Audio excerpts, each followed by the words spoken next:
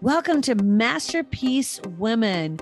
This is Tina Raines, and I'm the founder of Masterpiece Women, and I am so excited to have you here today.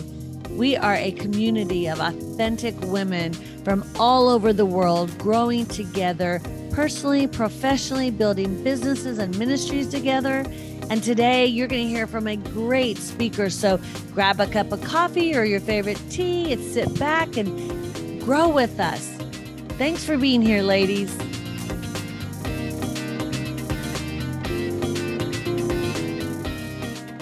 Well, welcome back, Masterpiece Women. We are so excited to have you today, and I'm excited to have our speaker today, Joy Lynskey.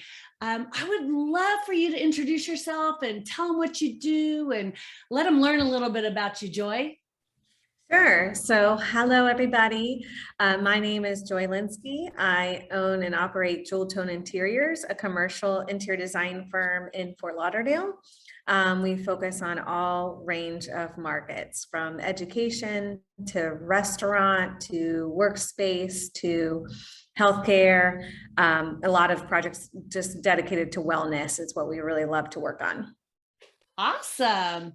And I met Joy in Lifework Leadership. She is an incredible leader. Anyone that knows Joy knows her greatest strength is helping to lead, as she was one of our speakers at our luncheon as well. She also shared, like many of us as leaders, she's her greatest strength is building relationships and doing good. And sometimes that becomes our greatest weakness, right? We're so busy.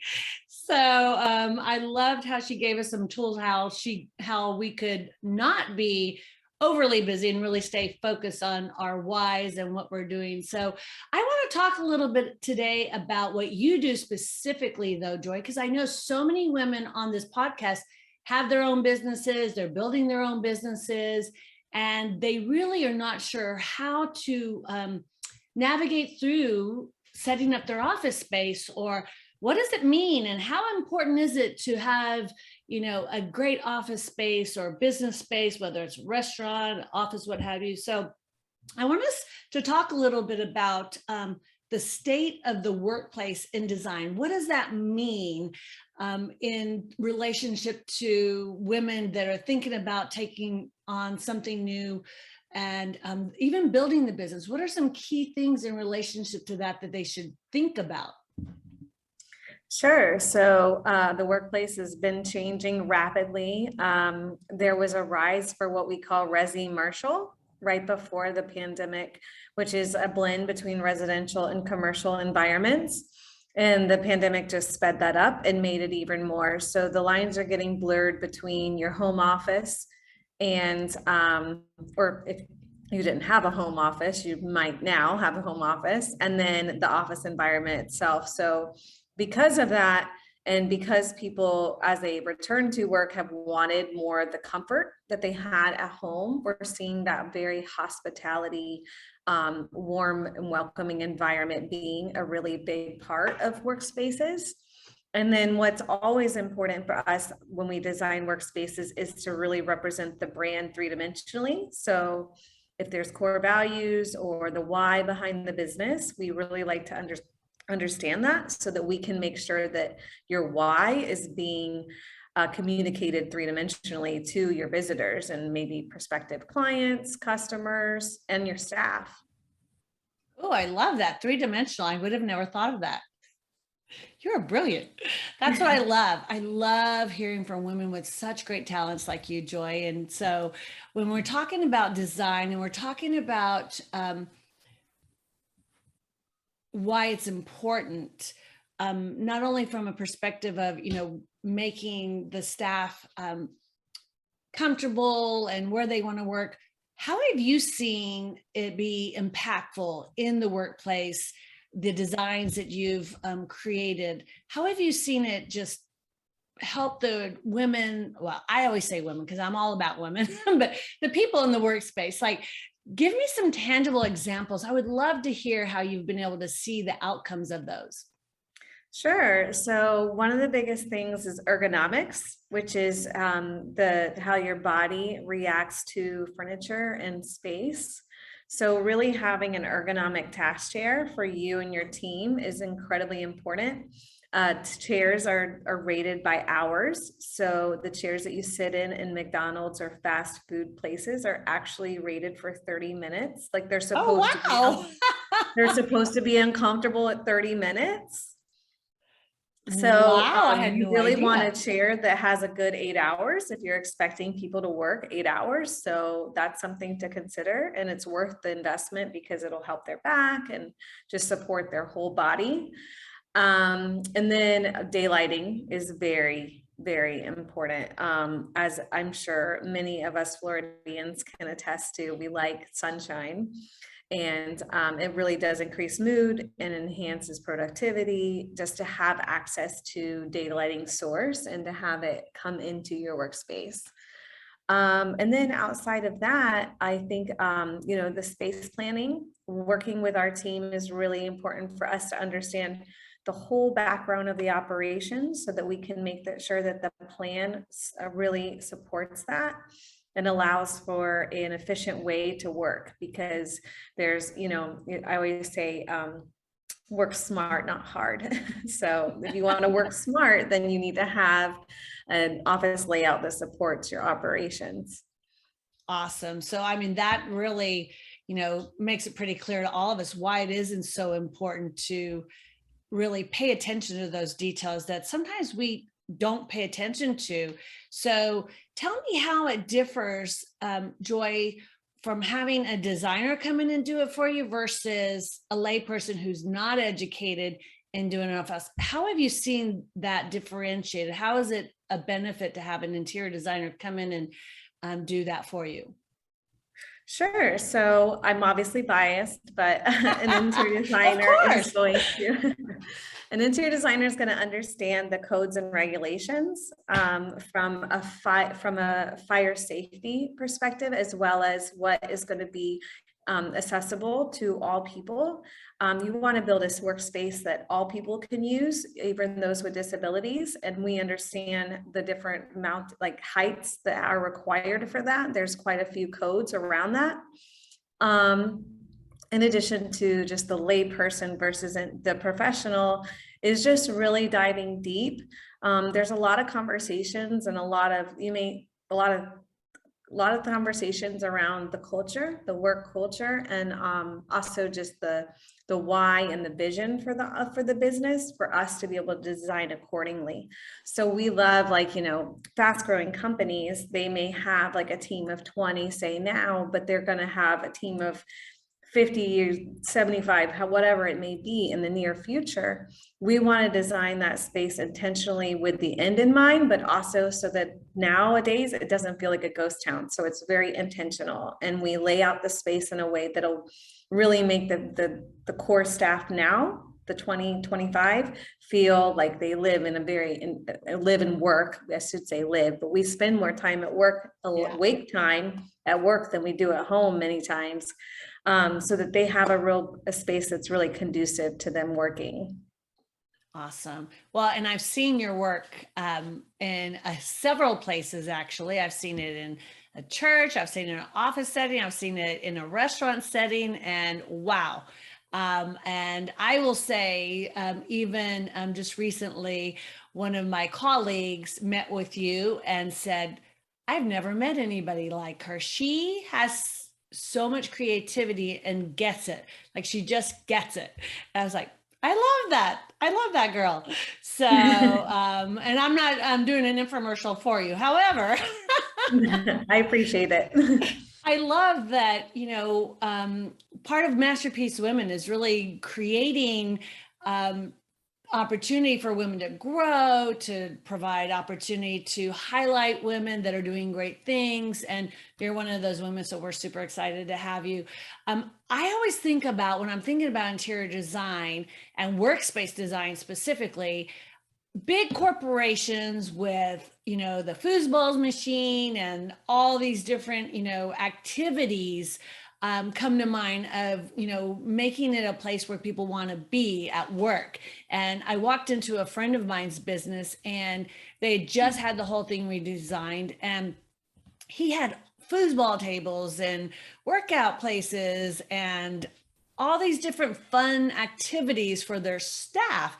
And I said to him, I said, wow. I said, how can you afford to have them doing all this stuff? And he goes, Tina, we can't afford not to. And I went, that is a great perspective because they love being at work. They have fun at work. Are you Yeah. seeing a trend towards more of that as you're designing? Yeah, definitely. We implement those like kind of fun culture aspects in a lot of our workspaces. And you can even, if you don't have to feel like, oh, I don't have the space. There's actually tables that will go from like a ping pong table to a conference table. So you can use the conference room, make it just slightly bigger, and it could serve both purposes. Like we're really all about being flexible with our spaces so that it can serve people well. And because square footage is such a premium in South Florida, we need to really think outside the box when it comes to how spaces can be utilized for different ways. I love that. I love it. Well, they literally had their own like restaurant in their office space. Like, this is pretty impressive. So, and I know when I used to visit Chick-fil-A corporate, it was the same thing. I mean, they were just so creative. I thought, so when you started talking about creativity in the workplace, I thought, I've seen some really cool creative spaces, and all of them tend to make it a place where these employees are just, they want to hang out. So how have you seen, like, from going from the hangout, philosophy to, okay, let's work really hard? Do you see them being more productive? Yeah, I would say most of the companies that have that in it, they have huge employee engagement. So that means that the employees are naturally more productive because they're engaged in the company's mission. They understand the why. They could probably give an elevator speech, whether they've been taught to or not. They know how to because they are ingrained in the why behind the company. It's so cool. It's so important too. And then I'm sure you've heard of LEAD. Have you heard of LEAD with sustainability? I haven't actually. Tell me about it. So LEED is really about sustainable buildings, and it's been around for goodness, it might be close to 20 years now. But the newer same under United States Green Building Council is WELL buildings, WELL, and it's all about designing a space and a building to actually support a person's wellness. So and then the sick building syndrome and all the stuff of the past, and then of course the pandemic has made it even more at the forefront. But it's really designing, and it has to do with everything. Indoor air quality has to do with having aspects and views towards nature, ergonomics, of course. It even has to do with the reflectivity of the surfaces on eyes and whether or not it'll cause strain. So it's super detailed, and we're actually a well-accredited firm. So we're able to design with that philosophy and that checklist in mind, and to be able to get the accreditation. That's wonderful, because that's huge for a lot of these corporations. So that's wonderful. So is that specific to office buildings, or is it any buildings? It's any building can be well. Wow. That's yeah, awesome. but the offices have such an impact on people's lives because they Right. spend so much time inside them. Absolutely, they do. So, well, when you talk about, we're looking at it from that wellness perspective, that's huge for, I mean, as a nurse and back in the hospital days, the, issues that people have, especially that, we didn't think about in the past, when you're not ergonomically sound, right? I mean, there was so much expense to sending your staff to the hospital for occupational therapy because they had injuries or they had things going on, that I think we could prevent a lot of that when we're cognizant of it versus just reactionary, but being proactive to really make it in the environment that these individuals are in. I want to be somewhere that I enjoy, right? Who wants to go to work and go, back in the day when they had those stale cubicles, and I'm dating myself here, but you had like 200 people in a room with all the cubicles and that was it. There was nothing else, Yeah, I feel like those are gone. Like they're a thing of the past. I mean, some people still have them, but very rarely do our clients ask for anything even close to what looks like the working girl environment. Yeah. Yeah. Thank God. Thank God. Yeah. So, well, talk to me a little bit about branding. So you're creating these spaces, you're creating the spaces so that they're comfortable, so that employees want to get engaged, they want to stay. What about branding? When someone walks into your space, how do you incorporate the branding into the spaces that you create? Oh my goodness. So I love branding because my background was retail design. So, with retail, every store or department store has a brand so that's like what drives all the decisions. So for me, because of that background, I really kind of go about every project from a branding perspective, and love for like the logo and like the collateral, like all the print collateral and everything that will represent the business like tangibly to flow with the interiors. I feel like it makes such a successful project. So like starting with branding when it comes to workplace, I always say, like your core values shouldn't just be words in an employee handbook or words on a wall. So like really taking those words of the core values and making them represented in the three-dimensionally in the environment that the people experience is so much fun. And like, the word, let's say, balance, like that's different to everybody. So it's really kind of getting inside our clients' brains and figuring out what does balance mean to them and why did they choose it? Like, why did they choose that as like one of their core values? So branding for me, you can kind of turn it up a notch if you really want to with bright colors, or you can really be toned down and be intentional, have branding like more in the employee environments and maybe the conference room or the secondary conference room. So it's just a real fun way to breathe life into a brand by having it represented in the office. I love it. Yeah. I think that's so fun. And I was I was thinking as you're talking about branding, some of the creative brands that are out there, how crazy and fun it would be as a designer to be able to really implement them into the workspace. Oh yeah, totally. I mean, there's just some incredible office environments with any like big brand that you can think of, just to check out I their bet office that's so fun. I bet you, so obviously you enjoy what you do. Yes. Yeah. Yes, absolutely. I love it. It's kind of like reverse engineering, So I'll say to you, like, how do you want your customers or clients to feel, or employees to feel? And then we reverse engineer back what that looks like and how we can actually accomplish that. I The love floor that. Well, plan it's just and like setting a goal, right? First you figure out what you want your goal and then you work backwards. So yeah, that's lovely. absolutely. Yeah, it's perfect. Well, I love that. Well, I feel like that's do you have a big team? There's 6 of us. Wow, that's So a there's pretty 2 good sized owners. team. Yeah, 2 working owners. So we're involved in many of the projects. And then we have a team of 4 in addition to us. Nice. Very good. And so how long have you been in business, Joy? We are in our 9th year, coming up Yeah, to our 9th year. Yeah, which is that's exciting. awesome. Well, you've accomplished a ton in that time. Thank you. Thank you. We love to serve the community. So if we ever have mission-based clients, those are what really just make our hearts sing, because we love the fact that they're up to something bigger than themselves and we get to help them reach that. Oh, I love that. So with that having been said, what would be a few tangible pieces of advice that you would give to the women, and specifically about building business, leadership? Like, what are some of the best things that you've either practiced or someone's given you a piece of advice over the course of your career that you would share with the ladies? Sure.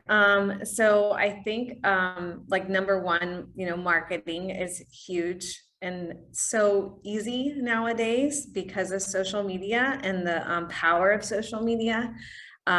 We we have a big presence there, and I don't know how to really give you an ROI of what our social media presence is, but I just know that it keeps us top of mind for many people, and that we are so referral based. I know that that helps.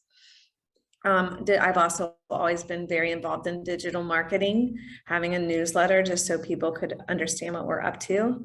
And it also just gives like reminders to the people that support us too, like our vendors, so they can understand how they can support us better. So just kind of keeps everybody in the loop.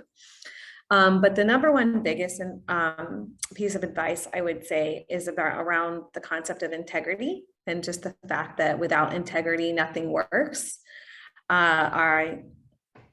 I used to consider myself, I still consider myself a creative in the world, but I used to allow myself to be late to meetings just because, I just kind of had the excuse that I was creative and it didn't matter. But the truth is, it was landing for others as me not respecting their time. And I do respect others and I respect their time. So once I realized that, it was really about integrity and not honoring my word. So now I'm able to, and once I've got that and grasped that, now I can honor my word by telling people, hey, I'm running 5 minutes behind. It makes them understand that I appreciate them, keeps them in the know. And then it also alleviates stress on my part because, it's stressful when you're running late. So I don't let that excuse stop me anymore. And I think that's a huge stepping stone for me. It seems like a small thing, but it's actually everything. Yeah, integrity is definitely everything. When you know your no's are no's, your yeses are yeses, and people can count on you, trust is so imperative. We have, there's a colleague of ours in the community that we work with, and it's so valuable to know that they're connected to so many people we know. They all highly regard them as a high integrity person, and there's just such confidence when you know someone's high integrity, because then if they fail or something happens wrong, right, or mess up, it's not because of lack of integrity. You can deal with anything. People are going to make mistakes. People are going to fail. They're going to be late. They're going to, and life happens. But when you know that you can trust that person, it's so much easier to deal with mistakes or issues because you know that who they are. And Absolutely. I think, right. And it's like that in relationships too.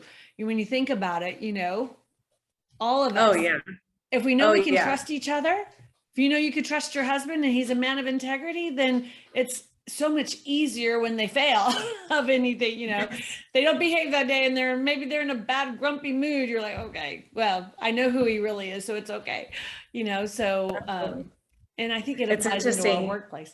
Huh? Yeah. The concept of, Jesus Christ is the epitome of integrity, and that WWJD, that what would Jesus do? It really does still ring true, because if you really just ask yourself in any moment that question, you can pretty much determine the road to go. Absolutely. I agree 100%. There's this book Andy Stanley has. I don't know if you've ever read it. It's the best question ever. And I remember meeting with one of my pastors, and he said he reads it every single year. And it's all about that. It's all about the best question ever. It's a very tiny, tiny little book. If you haven't read it, I encourage everybody on this podcast to read it, because it is all about getting back to making every decision based on the best question ever. And I don't want to tell you what the question is because I'll ruin the book for you, but it's basically the same thing. It's like, how does it get me to where I want to be? And a couple of other things. It's a pretty powerful, because it's just one bad choice we make when it comes to integrity, landing on that concept. One bad choice that we make leads to many more bad choices, right? Because even, you lie about one thing, then you have to lie about, I don't have enough brain power to figure out, if I lie about this, then I got to lie 20 more times to get to, to protect what I lied about. It's just too hard. Like, okay, you just tell the truth all the time, then, you can, deal with whatever the ramifications for your failure is. So much easier than trying to create a lie to cover it up. It's too hard. I feel like it's crazy hard. I can't imagine living that way. Yeah, it's a snowball. It is. Snowball. It is. So I agree. WWJD is a great principle for us all to live by. And that is definitely one of the, core things. One of the things that we also talk about a lot in Masterpiece is authenticity. And I would love to hear a little bit about how you as a businesswoman specifically deal with authenticity with your team and even your colleagues and in the work, in not just the workplace, but in life. How has authenticity impacted you? So I think authenticity is a cornerstone of our business. It's not necessarily one of our core values stated, but it is a cornerstone. From day one, I've just been open and honest with my team, sometimes probably to a fault. I just think it's so important for leaders to show up with the humanity and the messiness that comes with that. Our world today has so many highlight reels and filters, and it just people that aren't necessarily being authentic in the way they present themselves. And I think that people just really gravitate and appreciate it when you are true and honest. And that goes to how you show up in conversations. And it also goes to just really, really, letting people know when you've made a mistake. Because the truth is, like you said, we all do, we're human. And so that authenticity goes just so far. Our team has daily huddles where we check in with each other. So we kind of get to have almost like a temperature read of the mood of everybody, what's going on, what their intention is for the day. They acknowledge someone else on the team. Oh, I love that. Yeah, and it's usually 5 minutes and it's so worth it. And then weekly, we follow EOS or Entrepreneurial Operating Systems. So every Wednesday we have a level 10 meeting. It's where we all meet and we discuss any issues happening in the business.